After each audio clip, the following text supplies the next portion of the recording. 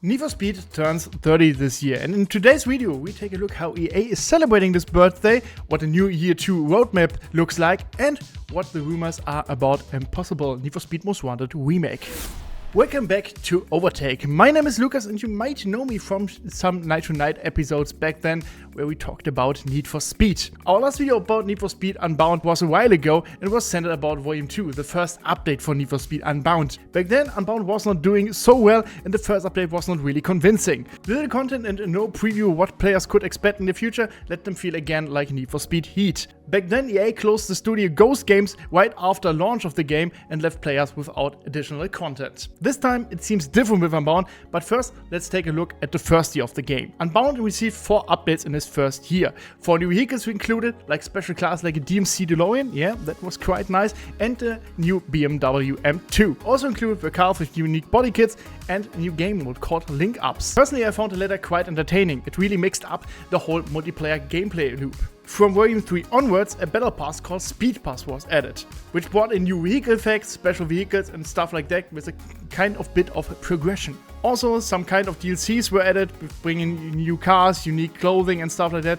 And charging for content that was free in Need for Speed Heat, yeah, that wasn't partially popular with the fan base. But all in all, the first year of update was pretty solid. The only thing lacking was communication with the fan base, and the updates felt like a little bit inconsistent. But fortunately, Unbound wasn't able to confirm our first negative impressions. And with the recently released roadmap for Year 2 and Volume 6 update, Criterion is showing where it's going. The theme for the second year is Kaizen, with an emphasis working with the community. Kaizen is a Japanese concept that stands for positive change and continuous improvement. For the first time in years, we really got a whole roadmap with 4 updates planned for this year, and the first update, Volume 6, just released. So Volume 6 and 9 will bring in new game modes, cars, and of course a little bit of memories for the old Need for Speed games because of their birthday. And it looks really promising. After each update, Criterion Games wants to get feedback via Reddit and gradually adapt the game to the wishes of the players. This openness and communication has been requested for years. But what does recently released Volume 6 bring in? First things first, Audi is back. For unknown reasons, the Ingolstadt brand was previously missing from Unbound. But now they celebrate their comeback with 3 cars. The Audi R8 and Audi S5 were already present in Need for Speed Heat and are now back. New is the current Audi RS6 Avant. And who could think that this car could get even wider? Yeah, Criterion Games thought so. And have you ever wondered what an Audi S6 mixed with an Audi S1 Group B car could look like? You can have that in Need for Speed Unbound with the new Speed Pass. And to be honest, I really like it. And if you like the video and would like to see more, then please press the like button and subscribe. These new cars aren't unlocked via challenges like before, but now via the Speed Pass. You level up by collecting XP points, unlock the cars, and via further levels, their corresponding body kits. A sensible improvement. On the one hand, it makes the time spent more worthwhile for the players, and on the other hand, from Volume 6 onwards, single player players have also the opportunity to unlock those cars. Before, those challenges were only for the multiplayer, so if you wanted to have the car in single player, you had to join multiplayer to unlock the car, which was really not the best way to include single player players. So that is a big change, which is really appreciated by the single player fan base. The only thing that feels a bit tedious is unlocking those body kits. Personally, I would have loved if you unlock the car, you unlock the body kits as well. At the moment, for all the body kits for the RS6, you can easily play around 10 plus hours for you only to play the car with all its body kits. And yeah, I did that in one day and I was very tired. I will never do it again. Please, Criterion. New with Volume 6 is also the premium Speed Pass. As previously mentioned, Unbound got DLC packs like the swag pack and stuff like that, which were around like $20 to $30 each volume, but now we only got one premium Speed Pass, which is $10. This premium Speed Pass will get you access to 30 more levels in the Speed Pass, like 45 are free for all and 30 are the premium Speed Pass. This premium Speed Pass also includes the Audi R6 with all its body kits and unique variants of the new Audis added like the R8 and the S5. And this also includes a modern inspiration of Darius Audi R8 back then in Need for Speed Carbon. A little bit of celebration here for the 33 years of Need for Speed. And to be honest, yeah, Darius R8 isn't something special, to be honest, because back then it was just a Le Mans concept with a cool livery, and now it's a R8 with a cool livery. But nevertheless, That's a cool idea. In my opinion, it's a good decision to switch from the DLC politics to the speed pass. The players get more for their money, and Criterion Games still gets further money for more development, more updates, next Need for Speed, you know. But if you thought those Audi only brought some nice stylish look to the table, you're wrong. Criterion Games has completely reworked the handling for those 3 cars. The Audis are much easier to control and give way better feedback. Drifting and especially grip handling is way better. Unbound had really big troubles with, I would say, handling spikes, kind of, where the car would snap and stuff like that. That's not happening with the Audis at all. So I hope the new refined handling will also be added to all other cars, because that's a really good change, and I would really like to drive all my cars like that.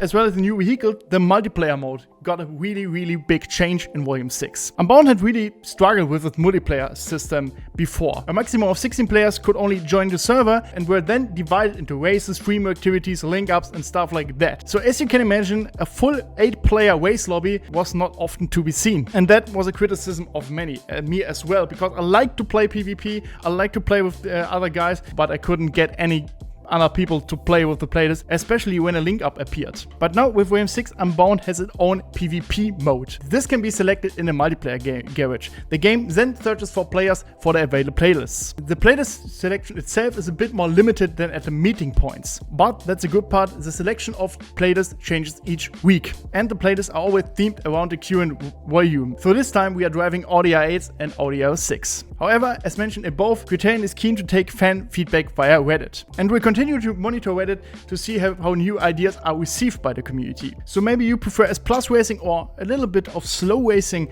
with B performance cars in the city. In the long term, you should be able to decide via Reddit what the game looks like in the future. But ultimately, we have to see how often and how fast Criterion Games can incorporate those feedbacks into the game. Another thing you may have seen in the gameplay already is that player levels are returning. Back then, when the speed pass was added, those player levels were removed and are now back. Yeah, you see, it's a little bit confusing from time to time playing Need for Speed. Back then, the level cap was 99. Now the level cap is at level 200, and with each volume, this level cap will be added. The problem is, apart from a cool number beside your name and some money in XP bonus you get by level 50 and stuff like that, that's all to that level system. So nothing special at the moment, but we have to see and wait if Criterion Games maybe uses it for some different stuff in the future. So to be honest, as an introduction to the second year, Volume 6 is definitely a good taster. This year will definitely bring in some interesting content. Volume 7 will bring back drag racing and rework the drift physics, all in the spirit of Need for Speed Underground. Volume 8 suggests that we will be able to jump into police cars in a cop vs racer game mode inspired by Need for Speed Hot Pursuit. But Criterion Games has not yet revealed what Volume 9 will include. But I have some first assumptions. More on this in a moment. As a big fan of NFS myself, I'm glad that Unbound is developing in the right direction, and that the game will be given another year. Personally, I really like the style and feel of the game, and it was a shame that so much potential was just wasted. But what about a sequel of Unbound and a possible Most Wanted remake? Let's talk about the remake first. These rumors mainly came from former cast members of Most Wanted. The actor behind Sutton Cross and his colleague had posted some reels on Instagram where they were just asking if people would like their comeback and that they just have to wait. But there's the problem.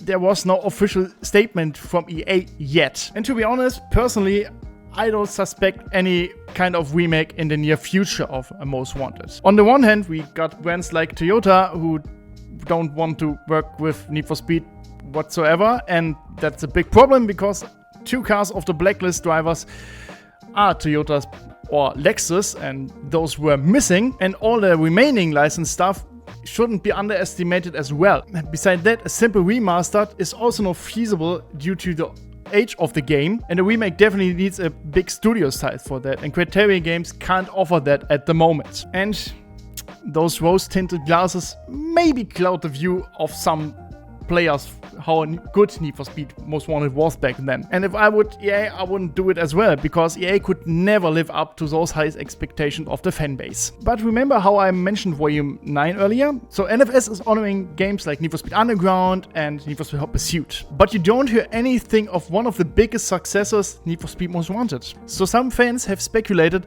that Volume 9 may take up the theme of Need for Speed Most Wanted. But of course, it's hard to say if what that could be or what kind of content we could expect. And maybe Sergeant Cross and his colleague were already referring to this update and not to a remake of Most Wanted. But to be honest, at the moment we can only guess what we can expect of a Need for Speed Most Wanted remake, of a maybe themed Volume 9 in Need for Speed Most Wanted. We just have to wait and see when Criterion Games reveals what they have in store for Volume 9. So a Need for Speed Most Wanted remake isn't something possible in the near future. But what about a sequel to Need for Speed Unbound? A successor is probably some time away. Just last year, a big part of Criterion Games was removed and assigned to the Battlefield franchise. And that part of the team is now working on Battlefield 2042 and the new Battlefield game, which is in development. So at the moment, at Criterion Games for Need for Speed, there's only working a really small core team on the upcoming Need for Speed Unbound updates. So a sequel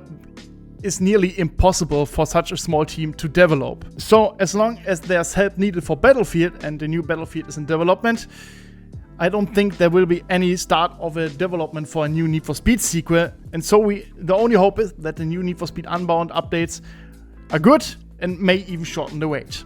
So as you can see, being a Need for Speed fan is a real roller coaster ride over the last couple of years. But, and that's a good thing, for the first time in a long time, I can say the game is heading in the right direction. Finally, we as a community can give feedback to the game and are listened to, and the game isn't discontinued after 2 months of release. So I for myself can really not wait what the new updates for Unbound will bring to the table and how the series will continue after Unbound. So we ask you, what do you think about the newest Need for Speed news, and do you still give the series a chance? Let us know in the comments.